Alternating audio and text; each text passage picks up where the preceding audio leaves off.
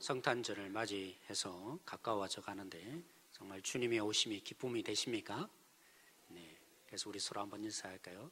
당신이 주님의 기쁨입니다. 한번 인사하겠습니다.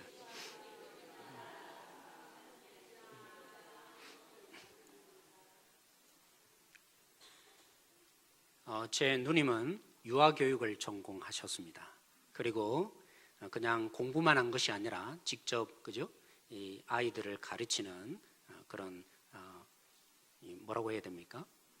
유아교육을 전공해서 어린이집 말고 유치원에 가서 직접 아이들을 가르쳐 본 경험이 있습니다. 그러기에 저희는 기대합니다. 뭐라고요? 그 가정에 누님이 자녀 둘이 있는데 잘 기르리라 기대를 했습니다. 네, 어떤 분도 웃으시는데 일부 때 전부 다 막 웃으시더라고요. 왜 웃으시죠? 생각과는 다른 거죠. 유치원 교사로서 그런 경험이 있으면 자기 자녀를 잘 기를 것 같은데 막상 길러보면 그렇지 않는, 오히려 어떤 때는 못하다라고 여겨질 때가 있습니다. 뭐 저라고 다르겠습니까? 종종 어떤 분들이 얘기를 하십니다. 우리 성도님 중에 목사님은 교육학을 전공하셨으니까 사람을 어느 정도 이해하시지 않습니까? 이 말을 다르게 들리면 때로는 목사님이 사람을 잘 이해 못하시는 경우도 있군요 라는 표현 아니겠습니까? 왜 이런 일이 벌어집니까? 여러분, 우리는 누군가에게 적용되었던 일들이 동일하게 똑같이 자기에게 적용되는 경우가 있을 수도 있지만 안 되는 경우를 더 목격하고 삽니다. 여러분, 종종 보면 이렇게 하면 성공합니다. 이렇게 하면 돈을 법니다. 이렇게 하면 우리가 부자가 될 수 있습니다. 그런 수많은 책들이 쏟아져 나오지만 그렇게 읽고 따라해보는 가운데 정말 그런 일이 됩니까? 수많은 성공의 사례들 있지만 그렇게 해본다고 안 되는 경우를 더 많이 보는 것이 우리들입니다. 그래서 우리는 똑같은 존재 아닙니다. 똑같이 적용되는 존재 아닙니다. 그런 우리들이 이 땅 가운데 무수한 선택이 주어집니다. 그죠? 오늘 하루 여러분들이 살면서 어떻게 해야 할까? 둘 중에 하나 아니면 셋 중에 하나 선택해야 되는 문제들이 많이 있는데 그렇다고 해서 결론이 이것 아니면 저것 이런 결론을 나기가 쉽지 않습니다. 이걸 해야 될지 저걸 해야 될지 때로는 애매모호한 일들이 너무나 많이 벌어지는 것이죠. 그래서 참 살아가는 것이 쉽지 않은 것 같습니다. 그래서 이것을 너무나 잘 이해한 실존주의 철학자인 하이데거가 이렇게 인간을 정의했습니다. 인간은 이 땅에 던져진 존재이다. 사랑하는 성도 여러분, 이 땅에 던져진 존재라는 의미가 무엇이겠습니까? 여러분들이 결정해서 이 땅에 태어났습니까? 그죠? 어느 날 보니까 내 의지와는 상관없이 이 땅에 태어나 있잖아요. 그리고 우리가 결정해서 우리나라에 살아가고 있는 부분도 있지만 지나고 보니까 때로는 불만이 생기고 어려움이 생기는 이 땅 가운데 살 때가 있잖아요.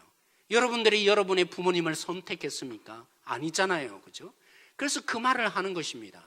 사람이 자신의 의지와 결단으로 이 땅에 태어나지도 않았고 우리가 맞이하는 환경, 내가 결정해서 생긴 환경이 아닌 세상. 그래서 뭐라고 한다고요? 하이데거가 이 땅에 던져진 존재이다 라고 고백했던 것이죠. 그렇다면 사랑하는 성도 여러분, 성탄절을 맞이하는 우리가, 예수님의 오심의 의미를 생각하는 우리가 예수님이 이 땅에 신으로 오신 것이 아니라 무엇으로 오셨죠? 사람의 몸을 입고 인간으로 오셨죠. 물론 신이시지만 그런 예수님도 동일하게 하나님이 이 땅 가운데 던지셔서 그래서 던져진 존재로 이 땅에 오신 것입니까?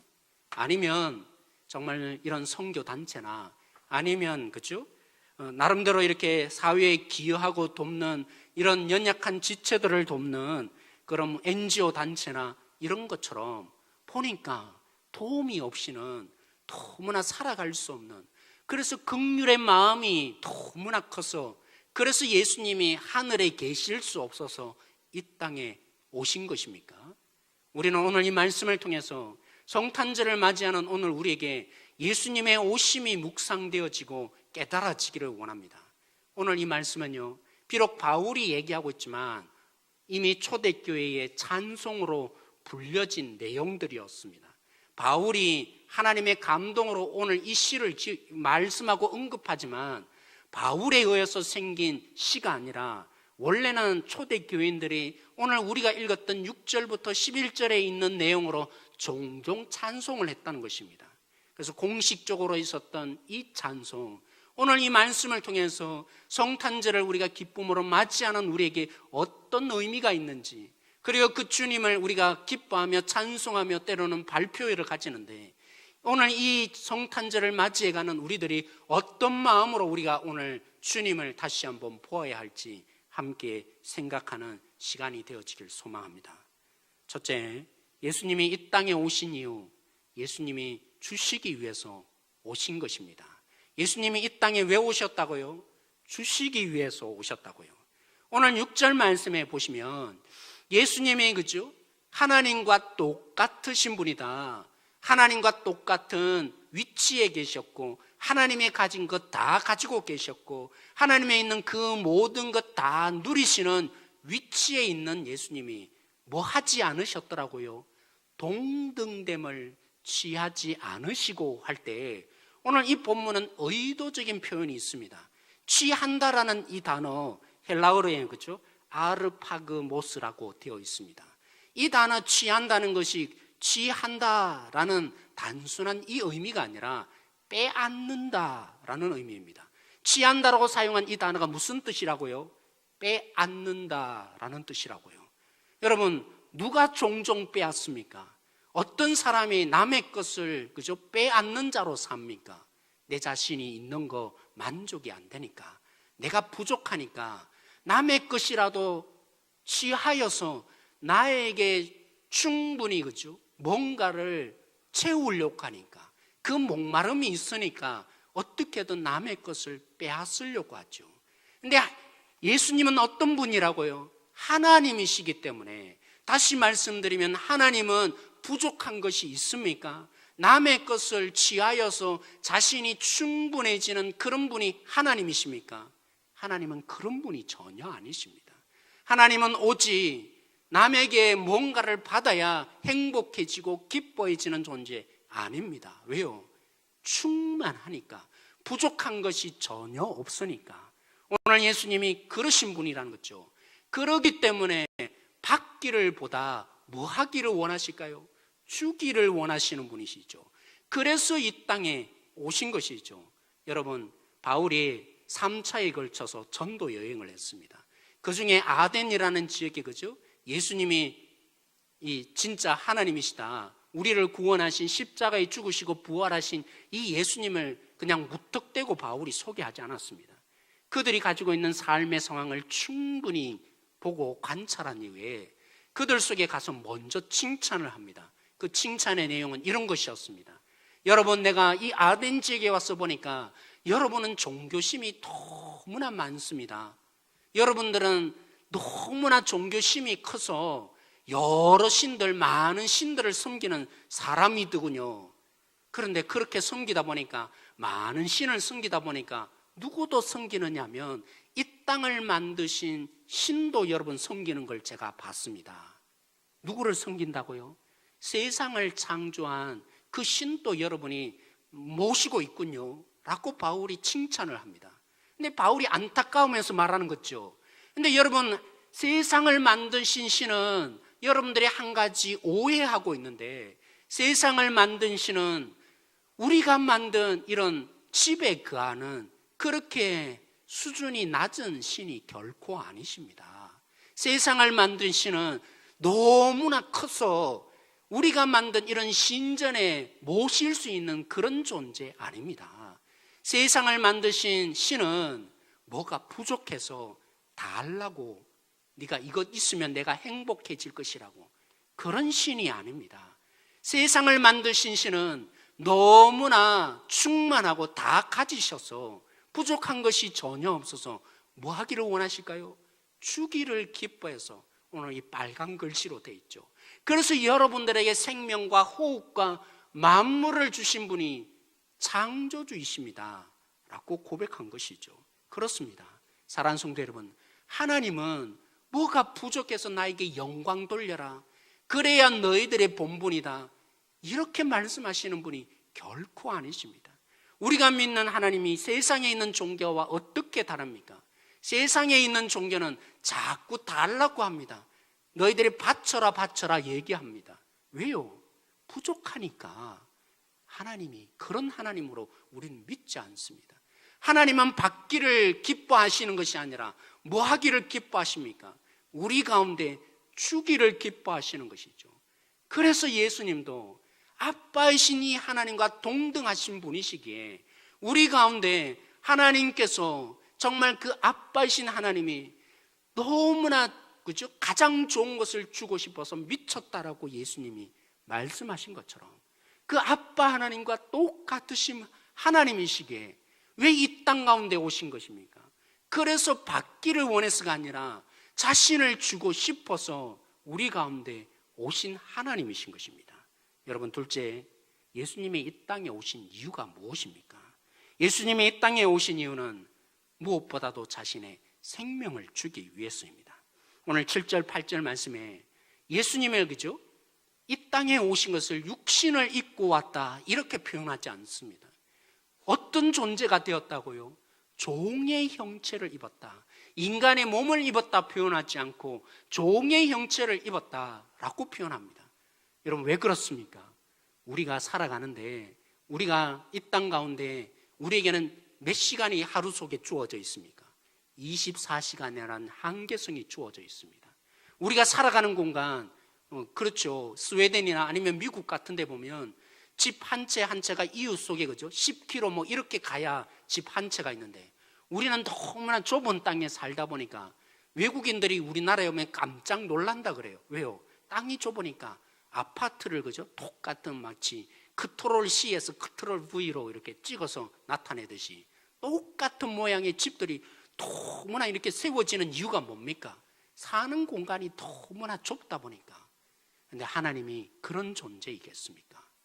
그런데 예수님이 이 땅에 오셔서 이 땅 가운데 사셨다는 이유가 뭡니까? 그 의미가 뭡니까? 우리가 살아가는 이 공간의 한계, 우주로는 도저히 감당할 수 없는 하나님이 이 제한된 공간 속에 우리가 설 수 있는 이 제한된 환경 속에 갇히는 것이죠. 그래서 뭐라고요? 종의 형체로 오셨다라고 표현한 것이죠. 종의 형체로 오신 것만 해도 너무나 감사한 것인데, 우리와 같은 형편이 되신 예수님만 되어도 너무나 감사한 것인데 어디까지 하신 것입니까? 하나님의 뜻대로 죽기까지 복종하셨다고요. 이 의미가 뭔지 여러분, 영화의 한 장면을 제가 소개하고 싶습니다. 이 영화에 물론 큰 주제는 이런 내용이 아니지만 그 속에 나오는 한 장면이 정말 예수님의 이 땅에 오심, 자신의 생명을 주셨다는 의미가 뭔지가 잘 드러나더라고요. 그 영화가 러스트 앤 본이라는 이 영화입니다. 이 영화에 삼류복서 아버지 알리라는 사람이 나타납니다. 인생에 실패했고 사랑이 뭔지를 제대로 알지 못하던 이 아버지, 그래서 아들조차도 때로는 버렸던 이 아버지가 어느 날 아들을 방문해서 그죠? 누나 집에 있는 그 아들을 방문해서 그 아들과 함께 좋은 시간 한때를 보냈습니다. 강에는 얼음이 얼려져 있고 눈이 내려져 있어서 이 얼음의 두께가 얼마인지 모르는 상태였는데 아들이 너무나 신나서 그 얼음 위에 뛰놀고 있었죠. 근데 아버지 그죠? 이 알리가 누군가에게 전화가 와서 전화를 받느라 아들이 얼음이 깨져 물속에 빠지는 줄 몰랐던 것입니다. 알고 보니까 이미 얼음 위에 갇혀져 있는 이 아들, 어떻게 해야겠습니까? 죽을 힘을 다해서 그 아들을 살리기 위해서 두 손으로 얼음을 치고 또 쳤던 것이죠. 그러다 보니까 이 하얗던 얼음 위가 온통 빨간 물로 그죠? 피로 물들어지는 사건 일어나게 되었죠. 그렇게 얼음을 깨고 결국에는 두 손에 이 뼈가 부스러지는 그 일을 겪고 아들을 결국에는 건져내었습니다. 그러느라 아들을 살리느라 결국에는 다시는 자신의 이 손으로 이 권투 선수가 될 수 없는, 링에 오를 수 없는 사람이 되어버렸죠. 그러나 아버지는 이 알리는 괜찮다고 합니다. 왜요? 자신의 두 손을 잃었는지는 모르지만 누구를 얻었죠? 아들의 생명을 얻었기 때문입니다. 우리 예수님도 마찬가지죠. 이 땅에 오셔서 종의 형체를 입고 십자가에 죽기까지 복종하셨다는 의미가 바로 이것 아니겠습니까? 사람들은 예수님을 맨몸으로, 그죠? 하나도 걸치지 않는 그 십자가 위에 올려놓고 두 손에 못을 받고 양발에 못을 받고 머리에는 가시관을 씌우고 벌거벗긴 채로 있는 그 예수님에게 창을 찌르면서 그들은 어떻게 생각했습니까? 당연히 그가 하나님께 죄를 지어서 버림받는 것이라고. 그렇게 사람들이 조롱하는 자리, 예수님이 그 자리에 오르셔서 뭘 하셨습니까? 우리 대신에, 우리를 위해서 십자가에 죽으시고 우리 대신에 저주를 받는 자리가 바로 그 예수님이 죽기까지 복종한 자리 아닙니까?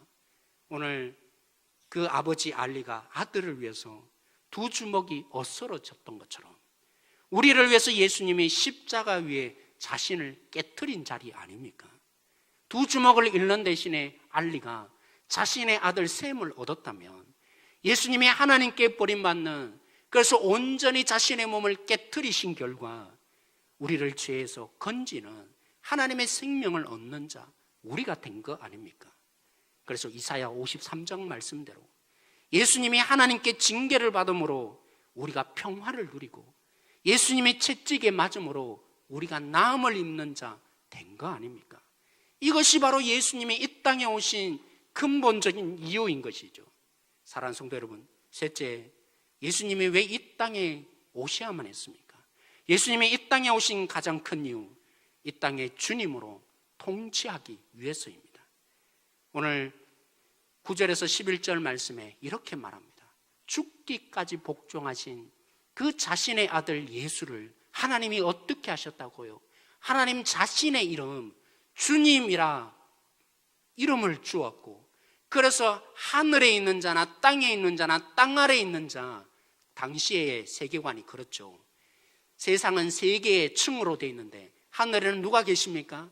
하나님이 계시고, 땅에는요 우리가 있죠.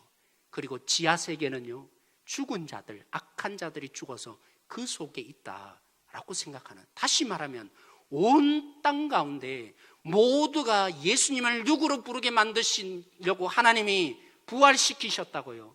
주님이 되게 하시려고요. 그런데 오늘 이 말씀에 한번 잘 보시기 바랍니다. 9절 말씀의 시작이 어떻게 됩니까?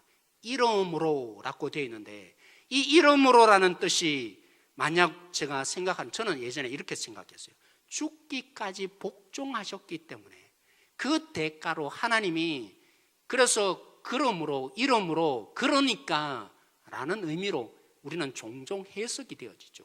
그런데 이 헬라어를 보면 디아카이라고 되어 있어요. 디오카이라고 되어 있어요. 이 말의 의미는, 그렇죠, 만약 그런 의미로 오늘 이 본문이 되어 있다면, 죽기까지 복종했으니까, 그래서 하나님이 하나님의 이름 예수님이 주님이 되어서 이 땅을 통치하게 만드셨다면, 그렇게 죽은 결과, 순종한 결과 하나님이 하나님의 이름을 주어서 이 땅을 통치하게 하셨다면, 여러분 예수님이 이 땅에 오셔서 어떤 일을 당하신지 아시잖아요. 심지어 마리아조차도 예수님이 어떤 사람으로 취급했습니까? 제가 귀신 들렸다고 잡으러 온 그 가족들 아닙니까? 그런 예수님이 취급받으시고 미친 사람 취급받으신 예수님이 정말 그래서 이제는 주님이 되었다, 하나님께서 그 대가로 주님으로 만들어 주셨다면, 그런 미친 사람 취급받은 예수님이 어떻게 하셔야 마땅한 것입니까?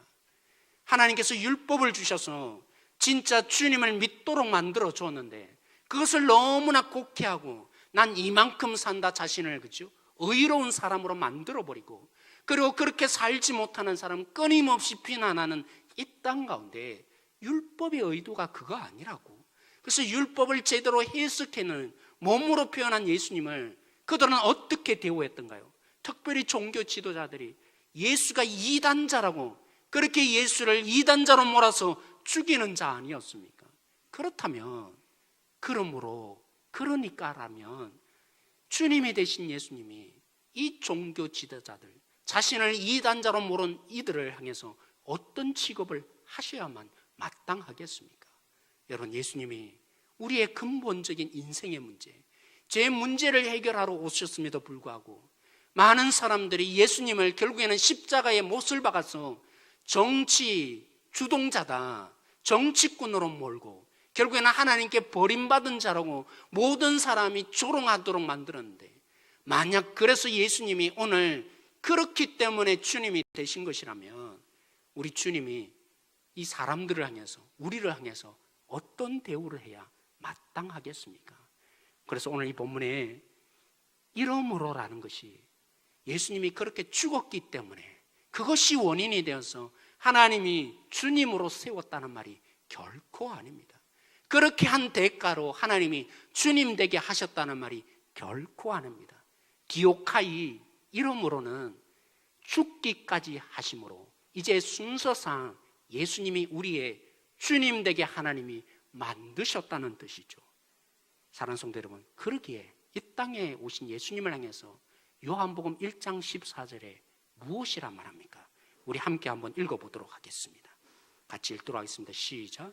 말씀이 육신이 되어 우리 가운데 거하심에 우리가 그의 영광을 보니 아버지의 독생자의 영광이요 은혜와 진리가 충만하더라.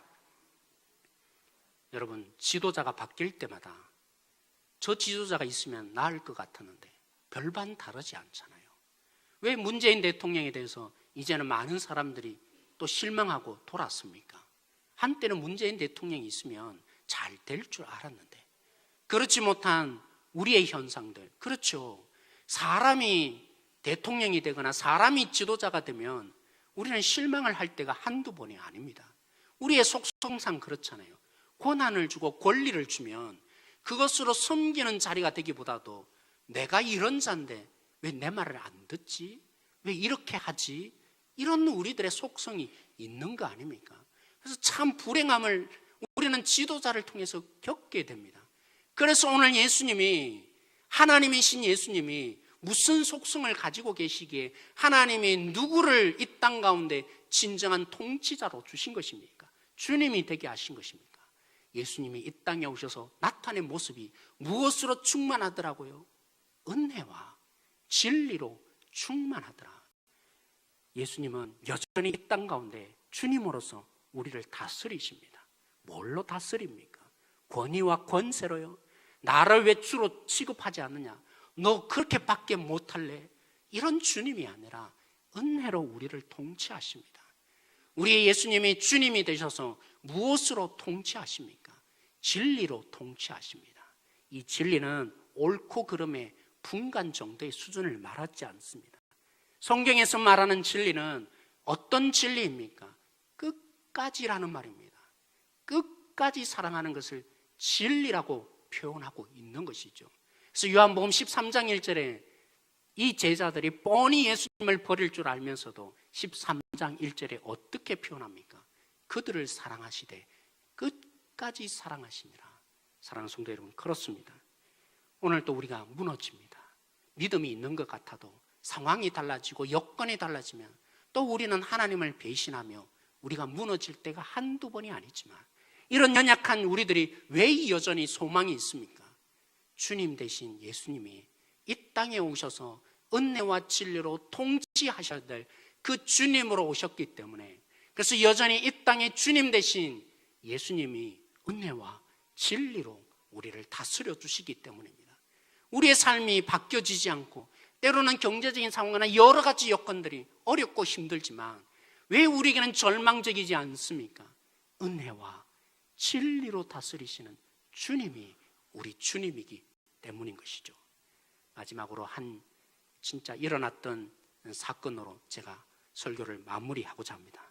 이 사건은 1999년 12월 31일에 태국에서 일어난 일입니다. 오토바이를 타고 가던 복음을 믿었던, 예수님을 믿기로 결정하고 신자가 되었던 한 성도가 겪었던 일입니다. 오토바이를 타고 가는데 누군가 가방을 메고 길가에 서 있는 사람이 손을 흔들며 자기를 태워달라고 하는 거예요. 어떻게 했겠습니까? 친절을 베풀었죠. 그래서 오토바이 뒤에를 타고 오겠죠. 가는 곳까지 이렇게 친절하게 그것도 모셔다 주었죠. 근데 그 일로 그는 감옥에 가야 했습니다. 아니, 친절을 베푸는데 왜 그가 감옥에 가야만 했겠습니까? 당시 태국은 그죠? 마약과의 전쟁을 선포한 그때였습니다. 그래서 알고 보니까 뒤에 탔던 가방을 들고 탄 사람, 나를 오토바이에 좀 태워달라고 했던 그 사람이 누구였냐면 바로 마약 운반자였던 것입니다. 경찰이 그를 결국에는 붙잡게 되었고, 또 한편으로는 같은 사람으로 여겨서 너도 똑같은 마약 운반자가 아니냐, 아무리 자신이 그런 사람 아니었다고, 그리스도인으로 한번 친절을 베풀었다고 말하는데 믿어주지 않는 거예요. 똑같은 마약 운반자로 취급해서 그를 재판도 하지 않고 감옥에 넣었어요. 35년형이라는, 감옥에서 35년을 감옥에서 살도록 형벌을 내린 것이죠. 그 감옥은 태국에서 가장 악랄하고 악독한 사람들이 있는 곳, 그리고 환경이 너무나 형편없는 매형소라는 교도소였습니다. 그 교도소에 있는, 그래서 선교사님이 이 사실을 알고 결국에는 방문을 했죠. 너무나 절망에 빠져 있을 이 현지 그리스도인을 어떻게든 위로하려고 찾아갔는데 오히려 도전받고 돌아왔다는 것입니다. 이런 말을 하더라는 것입니다. 선교사님, 걱정하지 마십시오. 하나님이 저를 이 매형소에 보냈습니다. 하나님이 나를 이 죽어가는 영혼들을 살리기 위해서, 복음을 전해서 그들이 예수님을 믿게 하려고 나를 이 땅에 보낸 것 같습니다. 그래서 제가 기도해 주십시오. 제가 끝까지 복음을 전하는 자로 살고 싶습니다. 그가 그렇게 고백한 대로 16년 동안 그곳에 있으면서 800명의 이 제수들 가운데 250명을 전도하며 매일매일이 예배드림이 있는 교도소로 바뀌는 일이 발생했습니다. 우리와는 전혀 먼 것처럼 보이지만 왜 이 사람이 이런 삶이 가능했습니까? 저도 보면 조금만 억울해도 난 그런 사람 아니라고 증명해 보이고 싶고, 억울하면 내 감정이 이렇게 북받쳐서 힘든데 왜 그런 억울한 일을 당하면서 35년의 형벌을 받고 친절을 베풀었음에도 불구하고 그런 일을 당한 가운데서도 그 감옥 속에 하나님이 보내셨다고 해석하며 그들 속에 들어가서 복음을 전하여서 250명을 죽게 돌아오는 그런 선교의 삶을 살게 된 것입니까? 그 안에는 예수님이 있었던 것이죠. 이 땅에 오신 예수님, 받기보다도 주기를 원하셨던 예수님, 목숨을 내어놓으시고 나 죽고 너 살으라고 하시는 십자가의 모든 것을 엎스러뜨려서 우리에게 생명을 주신 예수님이 그 안에 계셨던 것이죠. 그의 안에는 무엇보다도 우리의 주님 대신 은혜와 진리로 통치하시는 예수님이 그의 안에 있기 때문에 가능했던 것이죠. 오늘 우리도 이 주님이 계심을 믿음의 눈으로 바라보고 주님과 더불어 오늘 또 다시 한번 예수님의 오심에 동참하여 주고 보여주는 한 성도 한 성도 되어지길 소망합니다. 우리가 오늘 말씀을 붙들고 우리 함께 기도하십시다. 예수님이 왜 오셨습니까? 주기를 원하셔서 가장 좋은 것을 주고 싶어서 이 땅 가운데 오셨는데, 무엇보다도 생명을 주어서 자신을 부러뜨리고 자신의 생명을 부러뜨려서 우리를 살게 하신 예수님이 되고자 이 땅 가운데 오셨는데, 은혜와 진리로 통치하기 위해서 우리의 지도자들마다 우리는 실망하는 오늘 이 땅을 바라보는 여기 속에 주님이 되셔서 참된 지도자가 되셔서 은혜와 진리로 통치하시는 참된 행복한 자로 우리를 만드시기 위해서 이 땅 가운데 주님이 되셨는데, 하나님 오늘 우리에게 그 주님의 오심이 살아나게 하여 주십시오. 이 주님이 우리 속에 있음을 다시 한번 경험하는 자로 오늘 이 땅에 보내시는 오늘 이 모든 세상이 우리도 하나님께서 보내시는 선교의 현장이 되게 하여 달라고, 주님이 이 땅에 몸을 입고 오셔서 온전히 자신을 내어준 것처럼 우리도 이 주님으로 인해서 이 땅에 선교적인 삶이 살아가는 한 영혼 한 영혼이 되게 하여 달라고 오늘 이 말씀을 붙들며 함께 기도하며 나가길 원합니다. 같이 기도하겠습니다.